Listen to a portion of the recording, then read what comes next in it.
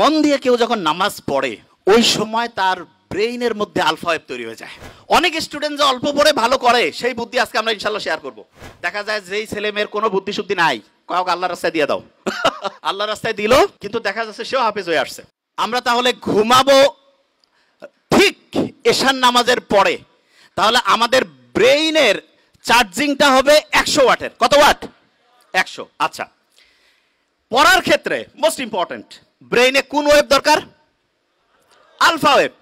Naturally alpha ওয়েভটা আমি পাবো আর্লি মর্নিং। আর্লি মর্নিং মানে হতে পারে ভোর 4টা-5টা থেকে সকাল 8টা-9টা। এই সময়ে ব্রেইনে আলফা ওয়েভ থাকে এবং আলফা ওয়েভের ঢেউ প্রত্যেক মুহূর্তে 8 থেকে কত? 8 থেকে 12। এই সময়ে 1 ঘন্টায় যে পড়া হবে, দিনের অন্য সময় যখন ব্রেইনে আলফা ওয়েভ নাই, ওই সময় ওই 1 ঘন্টার পড়া পড়তে 4-5 ঘন্টা লাগবে। তার মানে হচ্ছে একটা মুসলমান স্টুডেন্ট বা যে কোনো, সে যে ধর্মেরই হোক, কারণ ব্রেইন সবার জন্য সেম ওয়েতে কাজ করবে। আল্লাহ সবার জন্য কিছু জিনিস ইউনিভার্সাল করে দিয়েছেন। একটা ব্রেইনের মধ্যে আলফা ওয়েভ তৈরি করে যখন স্টুডেন্ট পড়তে থাকবে, তখন দেখা যাবে যে সেই স্টুডেন্ট 1 ঘন্টা পড়লে পড়ে 4-5 ঘন্টার পড়া তার ব্রেইনের শর্ট টার্ম থেকে long term memory centre reserve হওয়ার প্রক্রিয়া গতিশীল হবে। তার মানে যেই স্টুডেন্ট আর্লি মর্নিং পড়বে সে আলফা ওয়েভ পাচ্ছে এবং তার পড়ার গতি খুব দ্রুত হচ্ছে। এটা হচ্ছে ন্যাচারালি। এখন অনেকে বলতে পারে যে ভাই আমি ন্যাচারালি তো জানলামই, আমি কৃত্রিমভাবে ব্রেইনে আলফা ওয়েভ তৈরি করতে চাই, সেইটার কোনো বুদ্ধি আছে কিনা? এটা সবচেয়ে ইন্টারেস্টিং, যে আমি কৃত্রিমভাবে যদি তৈরি করতে পারি, যখন মন চাইলে তখন ব্রেইনে আলফা ওয়েভ নিয়ে আসলাম, তার মানে অল্প সময়ে পড়লাম, পড়া হিউজ ভাবে হচ্ছে ইম্প্যাক্ট করে ফেললো।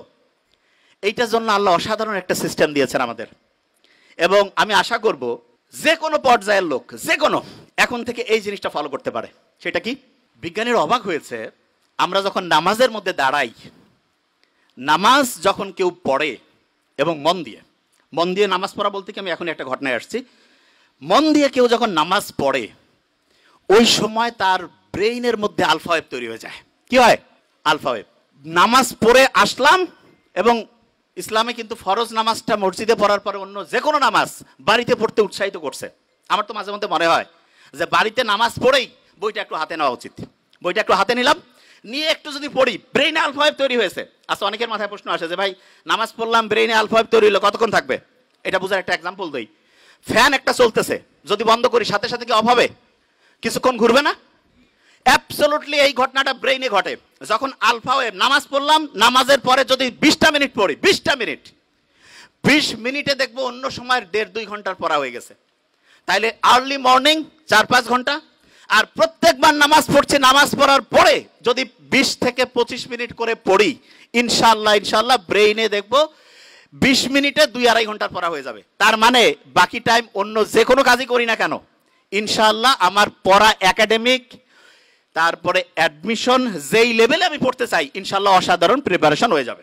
এখন হাফেজ যারা হয় তারা পরে আল্লাহর কালাম পড়ে, ঠিক না? এবং কোরআনের গঠন শৈলী কেউ যদি অ্যানালাইসিস করে অবাক হয়ে যাবে, এত সুন্দর মিল। আমি তো আরবি পড়ি, বুঝার চেষ্টা করি। কেউ যদি সূরা নাসটা পড়ে, নিশ্চয়ই মনে মনে একটু আমরা যদি পড়ি, হ্যাঁ, কুল আউযু বিরাব্বিন নাস, মালিকিন নাস, সবগুলোর মধ্যে একটা কি অসাধারণ ছন্দ আল্লাহ দিয়ে রাখছেন। এবং এই ছন্দটা এমন যেটা ব্রেইনটাকে, তরঙ্গগুলোকে হচ্ছে কুল ডাউন করে আলফা ওয়েভে আনতে হেল্প করে। তার মানে নামাজের টাইম নাই, মন চাচ্ছে যে আমি একটু পড়া আমার আলফা ওয়েভে পড়বো, কোরআনটা বের করে সূরা ফাতিহাটা একটু পড়ি, আর কিচ্ছু করা লাগবে না। তারপরে হচ্ছে 20 মিনিট পড়বো, ব্রেইন আলফা ওয়েভে ইনশাআল্লাহ 20 মিনিট অটোমেটিক কাজ করবে। অনেকে মনে করে কোরআন পড়তেছি টাইম লস হবে, মূর্খ। ব্রেইনে আলফা ওয়েভ থাকলে যাই করবো 20 মিনিটে তো 1.5-2 ঘন্টা। কেউ পারবে আমার সাথে? কেউ পারবে? প্রশ্নই আসে না। কোরআন যখন পড়ে কেউ, দেখা যাচ্ছে ক্লাসের পড়া হয় না, সাধারণত হাফেজিতে, সাধারণত এখন আল্লাহর রহমতে ট্রেন্ড চেঞ্জ হয়েছে, দেখা যায় যেই ছেলে মেয়ের কোনো বুদ্ধি শুদ্ধি নাই, কয়েক আল্লাহর রাস্তায় দিয়ে দাও। আল্লাহর রাস্তায় দিল, কিন্তু দেখা যাচ্ছে সেও হাফেজ হয়ে আসছে, ঠিক না? তা আল্লাহ তো বলছে যে আমি তো তোমাকে হেল্প করবই, এবং আল্লাহ যে প্যাটার্ন দিয়েছে সেইখানে কোরআন পড়ার পরে আলফা ওয়েভ তৈরি হয়, দ্রুত তার পড়া, দেখা যাচ্ছে শর্ট টার্ম থেকে লং টার্ম মেমোরি সেন্টার রিজার্ভের প্রক্রিয়াটা গতিশীল হয়। তার মানে আমরা 3টা জিনিস অলরেডি শিখছি, শেয়ার করেছি 3টা জিনিস। নাম্বার 1, আর্লি মর্নিং যদি পড়ি, ব্রেইনে কোন ওয়েভ? আলফা। যখন নামাজ পড়লাম তারপরে কোন ওয়েভ? যখন কোরআন পড়লাম তারপরে কোন ওয়েভ? আলফা। 3টা বুদ্ধি পেয়েছি। আচ্ছা, এখন একটা প্রশ্ন আসে, সেটি হচ্ছে অনেকেই বলে যে ভাই আমি তো নামাজ কালাম পড়ি, রোজা রাখি, সবই আছে, একটু ইসলামের বাইরে অন্য কোনো কিছু করি, তা কি এমন হবে? ভালো আমল আর যদি খারাপ আমল কাটাকাটি করে কিছু থাকলে তো আমি ডান হাতে আমল নামা পেয়ে বেহেশতে চলে যাব, এরকম চিন্তা কিন্তু অনেকের মাথার মধ্যে আছে। তাই এইরকম একটা প্লেনের মধ্যে দুইজন যাত্রী পাশাপাশি বসা, একজন মুসলমান আর একজন অন্য ধর্মের বলতেছে যে অফার করছে যে একটু ওয়াইন খাও। তা বলছে না না, আমি কেন ওয়াইন খাবো, আমি মুসলমান। আরে বাবা, তুমি কি এখন মসজিদে আসো নাকি, ওয়াইন খেলে কি হবে? বলছে না, আমি ওয়াইন খাই না।